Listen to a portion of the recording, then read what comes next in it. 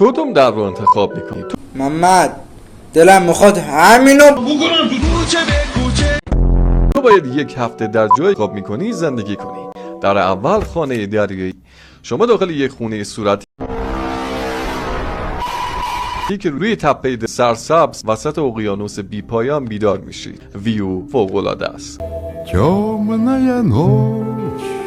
ولی داخل خونه تنها نیستی. یک موجود قد بلند اینجا زندگی میکنه که شبها بیدار میشه. یک موجود دراز که شبها داداش من میخوام مثبت فکر کنم تو نمیذاری.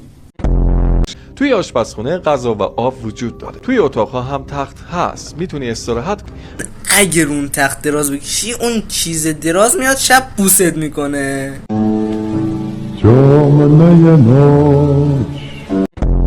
ولی اگه شبها سایه دیدی یا صدای پایی شنیدی داری توی اتاقها قایم شد که بیاد بوست کنه.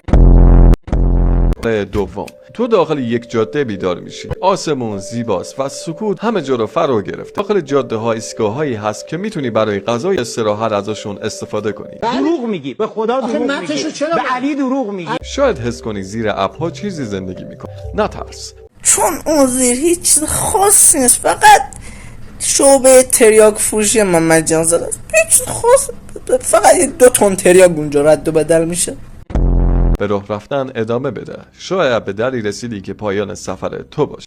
اینجا میخوام یه نکته بهتون بگم. محمد اول سفر گفت شما باید یه هفته اینجا زندگی کنید. حالا میگه یه در هست به پایان سفرت، یعنی پایان زندگیت، یعنی اگه از اون در رد بشی عملا گوز میشی.